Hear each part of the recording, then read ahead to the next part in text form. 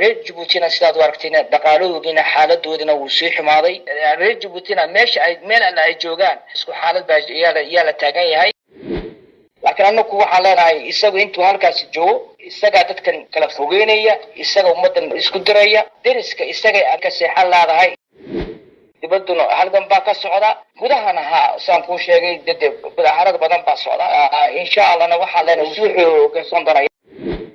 qayladu waa isku qaylo weeyaan ninku meeshan waa inuu ka tago weeyaan anagu yaan leenahay ummadkana sidaas leedahay ninkani isagu wuxuu sameeyayo iyo wuxuu yuhuud ay sameeyaan marka la isku wada eego. Assalaamu alaykum wa rahmatullahi wa barakatuh nabada wadayaal meel kasto joogtaan waxaad ku soo dhawaataan barnaamijkii xog waran. barnaamijka xog waran ayaa waxaanu ku eegaynaa qodobo door ah oo ay ka mid tahay xaaladda dalka Djibouti xilligan uu galay xilli 26 bishii December 2025 dawladda Israa'iil ay si rasmi ah u aqoonsatay Somaliland. dawladda Djibouti ayaa ka mid ahayd dalalka sida weyn uga soo horjeesada aqoonsigan. dhinaca kale jabhadda hubeysan ee mucaaradka anfarta ee dalkaasi Djibouti ee Fruit ayaa iyadu dhanbaal hambaliyo ay ku taageeraysa aqoonsigaasi Israa'iil ay siisay Somaliland ayaa dhinaca kale ka jiray. sidoo kale waxaa jira dhaqdhaqaaqyo dawladda Israa'iil ay ka wado qowmiyadda anfarta iyagoo xilligani si weyn isha ugu haya. dhinaca kale waxaa iyaguna jira qulqulatooyin iyo ciidamo la sheegay inay ka tirsan yihiin ciidamada dalka Djibouti oo ay isku dhaceen jabhadda Fruit. wararka hordhicina waxay sheegayaan halkaasi ay jirta khasaaro dhimasho. haddaba qodobadaasi iyo qodobo kale ayaanu barnaamijka ku soo qaadan doonaa. barnaamijkana waxaa nagala qayb galaya Cali Suldaan oo kamid ah aqoonyahanka qowmiyadda anfarta. Cali soo dhow. soo dhawahay wad mahadsantahay Arabsiyo News. Cali ugu horeyn saan hordhaca barnaamijka baan ku sheegay dawladda Israa'iil ayaa si rasmi ah u aqoonsatay Somaliland iyadoo noqonaysa dalkii koowaad ee aqoonsada Somaliland. arrintaasi waxa ka yimid buuq badan oo uu qayb ka yahay dalka Djibouti gaar ahaan dawladda waqtigan ka talisa. adiga ka Cali ahaan sidaad u aragtaa?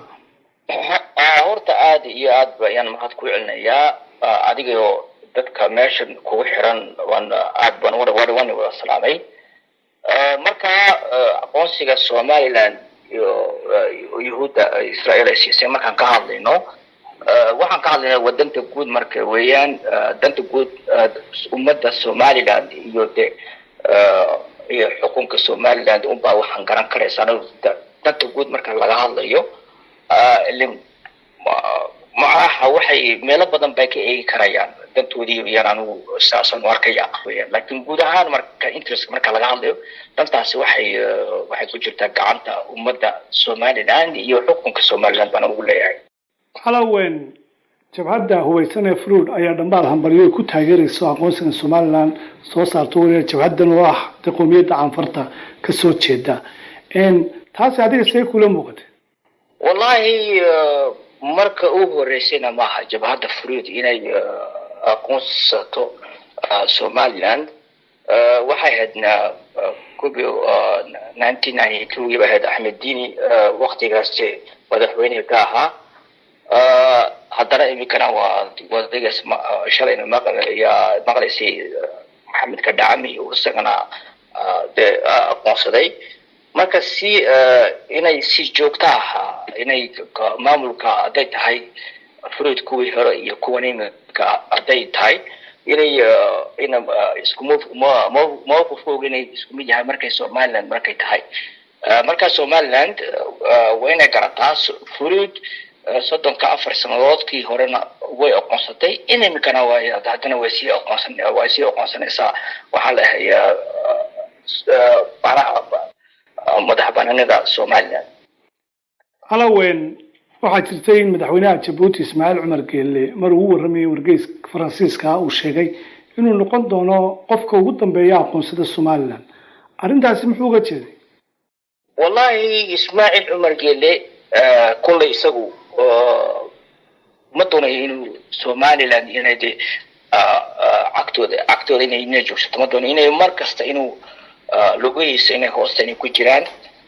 marka uu diidan yahay marka Somaliland markasta la eego istaraatiiji ahaan meel fiican bay taagan tahay. marka isagana ma taageersana baan ugu leeyahay inay Somaliland inay kacdo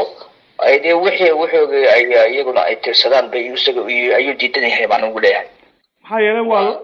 waa laba kala dal calow waxba iskuguma jiraan muxuu ku diidan yahay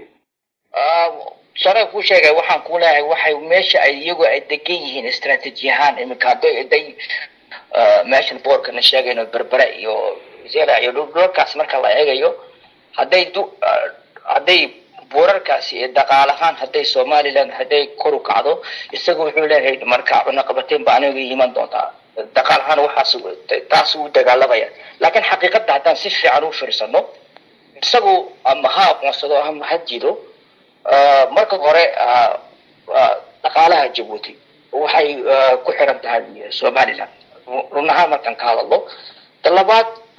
dhammaan ganacsatada Djibouti waa isaaq weeyaan hadda runtan isku sheegno ka saddexaad waa dhammaantood markan shaqooyinka waaweyn marka laga hadlayo waxa haya gacanta isaaq xukuumadda isaaq baa gacanta ku haysta marka isagu ama diida ama hadoono makaano Somaliland iyo shacabka Soomaaliya isaaq iyo bulshada halkaas degan ayaa meesha gacanta ku haysta isaga un baa cunaqabateen isku haya baan ugu leeyahay isaga wuxuu mooday inuu Somaliland inuu cunaqabato inuu ku hayo laakiin xaqiiq ahaan isaga haysta isaga macnaha waxba ummadaas waxba kama qaadi karayo waa tahay Ali Suldaanow waxaa jirtay maalmihii ugu dambeeyay ama toddobaadkan ugu dambeeyay in diyaaradaha aan duuliyaha lahayn ee droneska loo yaqaano in dad shacab ah oo qowmiyadda canfarta ka soo jeeda ay ku weerareen xadka u dhaxeeya Itoobiya iyo Djibouti arrintaasi maxaad kala socotaa wallahi tani markii uu horeysana ma aha sidoo kale waxay dhacday sanadkii horena sanadkana waxaan ku sheegay afar cisho ka hor dad masaakiin oo halkaas iyo doonka ayaa lagu laayay marka xuduudda markaas saddex geesoodka marka la yiraahdo xuduud ku jira Ethiopia iyo Eritrea iyo Djibouti halkaas 5 kilometer ay meel ciidaar la yiraahdo ayay dadka masaakiinta halkaas lagu laayay isagu wuxuu sheegayaa inuu u gaarsanayo jabhadda Furuud laakiin anagu waxaan arkaynaa inuu isagu dad shacab inuu leenayo Soomaalidu waxay tiraahdaa nin iswaalaba waabi ay helaabay Soomaalidu tiraahdaa kulli adigu dad masaakiin oo shacab hadaad macnaha daba ordaysid oo shacab hadaad leenaysid de waxaan meel ay ku tagaysana ma jiro maanta adduunka waxa la isku haysto waa shacabka la dilayo iyo shacabka la cadaadinayo aan ugu leeyahay waxaa jira wargeys ka soo baxa Israa'iil oo isaguna sheegaya in dadka canfarta ay codsanayaan in maamul iyo system nidaam loo sameeyo isla markaana Israa'iil ay u gacan haadinayso arrintaasi iyada dhaqaaqaasi socda maxaad kala socotaa wallahi ma anu qudhigay haddaan kuu sheego ma arag wax saxiix rasmi oo dadku ay saxeexeen sidaas uma arkin dad madax oo afar oo halkaas tagay oo dadkaasi madaxda Israa'iil ay la kulmeen ma arkin markaas anu waxaan halkaas u arkayaa inay dacaayad siyaasadeed inay tahay dacaayad siyaasadeedna way tahay laakiin halkaas waxa laga hadlayaa waa meel istiraatiiji ahaan marka badcaas marka laga hadlayo cafartu waxay degan tahay 800 iyo wax ka badan ayay kilometer ayay degan tahay marka baarlamaanka meesha la sheegayo dhanka kale xuutiyiin baa jirta dhankan cafar baa degan marka waa meel la is haysto istiraatiiji ahaan meel ay kulushahay weeyaan waxaan doonayaa inaan ku yara taabto cafartu Israa'iiliintu ay macnaha ay xiriir alla yeesheen markaan leenahay arabku cafar ahaan markaan hadlayno cafartu dantoodii ayay horta eegaan dantoodii markaan leenahay ma macna inay Israa'iil ay xiriir inay la yeeshaan iyo kuwa kale inay la yeeshaan waqtiga xaadirka markaan ka hadlayno qof walba dantiisa ayuu eegaa laakiin waxaan uu ila yaabo waxa weeyaan markaan Israa'iiliinta markaan ka hadlayno waxaan leenahay inay Falastiiniin xaqoogii bay Falastiinta ugu jiraan Falastiiniinta ayaa cadaadis ay ku hayaan baan anigu leenahay Israa'iiliinta taasaan ku haynaa laakiin dalisku markaan eegno wuxuu dafiray xuquuqdii cafarta markay hadlaan waxaad arkaysaa inay drone ku tuurayaa xuquuqdii buu xuquuqdoodii ayuu diidan yahay dhulkoogii oboq iyo tajaro iyo dakhil iyo meelaha degan yihiin waa adiga arkaya shaqa la'aan baa ka taagan waxba farna xitaa ma dhaqaajin karayaan marka saan u eegno dee ninkani Israa'iiliinta Yuhuudi markaan ka hadlayno dee ninkani isagu wuxuu sameynayo iyo wuxuu Yuhuudda ay sameynayaan marka la isku wada eego dee ninkani oo walaalkeeni oo shanta waqti tukada oo walaalkeya oo isku diina isku dhaqana oo haddana leh adu xaq dhulkaagan xaq kuma yeelanaysid oo qaar ay leeyihiin nin cafar madaxweyne ma noqon karayo maxaan ku iraahdaa meeshani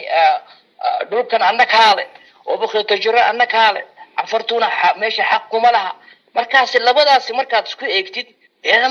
su'aal baa la isweydiin karaya anagu muslim baan nahay walaalaan nahay waan isku ognahay laakiin qof bini aadam oo sidaadoo kale oo walaalka xaq markaad u diidaysid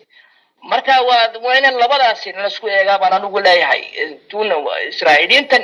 iyo ninka muslimka isku sheegayo muslimka walaalkiina xaqiisa u diidayaan haba yaraatina dadkiina meeshana waa lagu sii socdaa baan anigu leeyahay laakiin waxaan anigu aan arkay rasmiyan waxaan arkay ma jiro waan anigu qoran lahaa walaal waan gartay ala waxa jirtay oo kale in dhaqdhaqaaqyo maalmihii ugu dambeeyay ka jiray gudaha dalka Djibouti iyo Guux iyadoo qaar ka mid ah xaafadaha taageerayaasha shaqaga lagu gubayay wararka hordhacay maanta la helayaan ay sheegayaan in jabhadda Furuur iyo ciidamada ka tirsan militariga Djibouti ay isku dagaaleen isla markaana khasaare uu soo gaaray ciidamada dalka Djibouti qaarna gacanta lagu dhigay arrimahaasi maxaad warkaysaa wallahi anigu warka ma hayo laakiin waxaan hubaa inay kulley dagaalka Furuur iyo dowladda Djibouti iminkana ma haday tahay dhowr jeer bay ka dhacday meel dawdawya la yiraahdo way ka dhacday meel garabtisan meel la yiraahdo way ka dhacday meel dawdawya la yiraahdo ayay ka dhacday meel badan oo dagaal badan ka dhacay marka Furuur laga hadlayo marka dagaalku uu sii socdaa ummadii xaqooda bay doonaysaa meesha cadaalad baa lagu sii socdaa ummadna maaha ciisana maaha dadburshina maaha isaaqna maaha carabna maaha wataliska Ismaaciil Margelle baa meesha ayaa laga hadlayaa isbedel siyaasadeed baa loo baahan yahay meeshan waxa fariistay waxa meesha la dhigay dad macnaha qabiil ahaan baa meesha qabsatay marka way dhacday dagaalo way dhaceen haday Djibouti tahayna mudaharaadna way jirtaa ma dadkan ku sheegay isbahaysi baa jirta waxa jira MRD dad la yiraahdo jira IRD parti cafareed baa jirta oo adan Maxamed Abdu hogaamiye ka yahay waxa jira kuwa kale oo waxaan ku yiraahdaa model baa jira dadkaas oo dhan dhaqdhaqaaq bay wadaan oo baashuna mowqifku waa mid qoro weeyaan isbedel siyaasadeed baa loo baahan yahay baan yaan leeyahay Djibouti maaha ummadii kalena baa xitaa amaan ayaa ka heli weyday Soomaaliland aan ka hadlayno oo kale amaan ba ka weyday haday tahay Ethiopia haday tahay Eritrea haday tahay Yemen dariskii oo dhan ayaa ka ooyaya marka ninkani marka saa loo eegay isagana dadka cadaanka iyo dadka meesha degan oo xoogaga halkaas joogo wuxuu ka leeyahay ani haddaan meesha ka tago labadan qoymeedood cafartu in ciisaha iyo Soomaalida in dadkaas inay wada isqabsan doonaan in dagaal shisheeye meesha ka dhici doona ayuu dadkaas ka dhaadhicinaya laakiin anagu waxa leenahay isagu intuu halkaas joogo isaga dadkan kala fogeynaya isaga ummadan isku diraya isaga deriska isaga amaanka iyo ka seexan laadahay iyo isagana deriska iyo amaanka laadahay anagu dadkaas aanu sheegayna marka saan ku sheegay dibaduna halkan baa ka socda gudahana saan ku sheegay gudaharada badan baa socda إن شاء الله أنا واحد لنا وسوحه صندنا يعني ومسنا. على وقدم بنتي إسماعيل عمر قال له حجوجا كل يا سجال بقول يا سجال شيء وثلاث ذلك اللي وريك جيبوتي مدة طبيعية لبعتن سنة أيو ذلك معمولي هرا هم يدعين جودها جيبوتي إن معارضة إنترن لك ودت سكوس وبحان أي دعوة maxaa keenaa is leedahay in mucaaridadii hore ee waxaad arkaysuun in meelaha dibadda lagaga soo horjeedsada ama mucaaridnimada ay ka muuqato marka laga reebo jabhadda furuud oo meel aan Jabuuti u dhoweyn iyadu mararka qaar dagaalyo isku horimaad dhex maran iminka laakiin waxaad moodaa in gudaha dalka Jabuuti lagaga mudaharaadayo lagu mucaaridayo lagu dhaliilayo arrintaasi maxaa keenaa is leedahay والله هرنتاسي waxaa keenay adu kulay waxa jira dadku meesha shaqo la'aan baad ya meesha ka taagan dadka kaneeca cunaysa dadkii ummadii waxay noqotay yaa taqaana waxa adu tacliin kasta keen laakiin waxaasi ma socoto waa yaa taqaana weeyaan ninka aqoon adu yahay oo de waxbuu adu wax ka hadlo waa la xiraa reer Djibouti sidaad aragteen dhaqaalahoodina xaaladoodina wuu sii xumaaday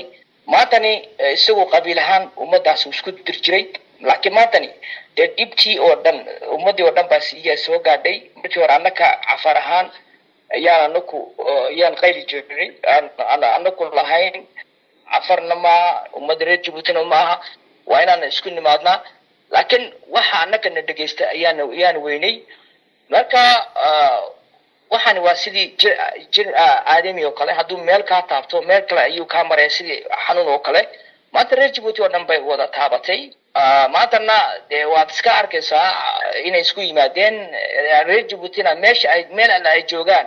qaxootiyahan dibadda ha noqdaan gudaha noqdaan isku xaalad baa la taagan yahay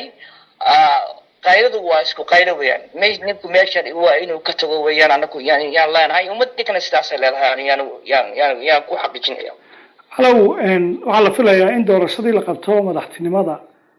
sanadkan dhexdiisa 2026 iyadoo markii lixaadna Ismaaciil Cumar Geelle uu noqonayo musharax madaxweyne in mudaharaad iyo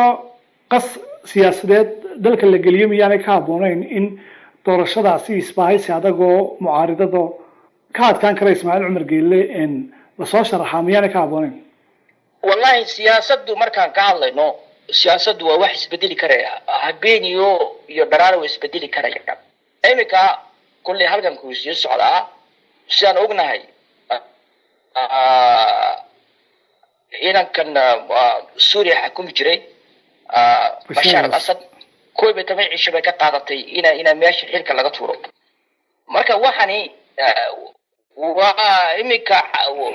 عبارة ولا جرا سياسة وسبدي الكرسة سياسة ورن كرسيد ويريه ما ورن كرسيد كود جبت الجوجنا معي هالكن معي سياسة وري كر لا ما ورن كرسيد لكن هالكن كي ولا جرا سياسة ما تاني سيدي ورنا ما لانه سياسة دي أو واحد وتمدي إيست أفريقيا أنا كان نوتمدي أنا كان يعني لودول تاجين يهاي وايو ماشان عندكن هاي درادي دويان مركا وحنا الله هاي دي سياسة دول لما جرى كرايو ماشي كل ساعة لما جرى لكن سقول سبحس لي هاي مركي لحد كل سنة كاسوارك تدي سويان وأوران كرايا gabadheedii ba meeshan dhigaya waran karaya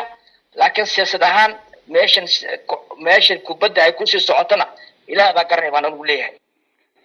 aad ma san tahay kaasna wuxuu cali suldaan oo jooga dalka Mareykanka aadaan wadan assalaamu calaykum